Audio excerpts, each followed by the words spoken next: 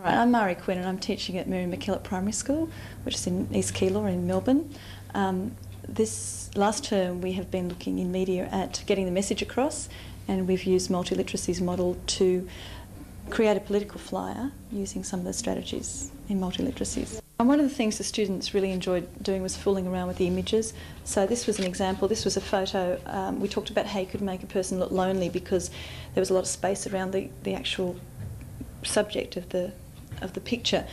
But if we use these masks, which the kids called viewfinders, you could actually change the way this person looked. So you could actually bring this person a lot closer to you.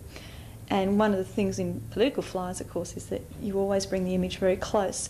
So what we could decide that, well, maybe the picture on the flyers was actually a great big picture like this one, but we could, and other people could always change the image by changing how much space you had around the person, so you could make them look a little bit by themselves, or actually the centre of the picture, which actually brings them a bit closer.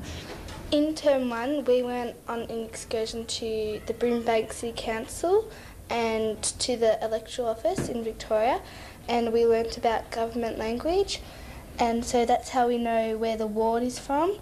It says it down here, St Kilda Base Council, and it has the picture of the man, and it sort of shows like a football jumper, and that sort of says that he likes football and that what he likes, and they give eye contact to you, and with all the like endorsements and authorisations, we learn about that. The critical element has been really good and really fun. They love doing that. I think they're a pretty naive sort of group.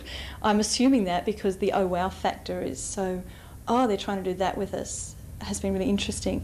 They had a lot of fun with changing biographies around. Would you put that the man has had 14 wives? No, but you might put he has a beautiful wife called June. We're only putting positive ideas. And we're using that a lot now when we're looking at superheroes, which is our next unit, that we've created an image, and you can create an image by what you say or what you don't say.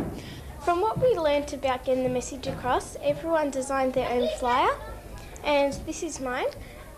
And with the photo, I made it very demanding by getting a picture that has eye contact and from the chest upwards. And for the biography and the promises, I haven't put much because some people don't like to read a lot of stuff because they get bored.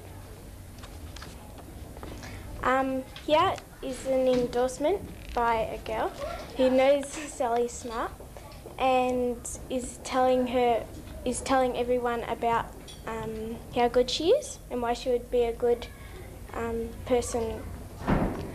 And I've put a picture of her family here and her slogan. Using the multiliteracies was really useful, I found, with the kids, because it gave them a chance to split something that's quite a large task, which is to make a whole text with pictures and using different script and using sizing. It gave them a way of pulling it apart first so they could put it back together really successfully.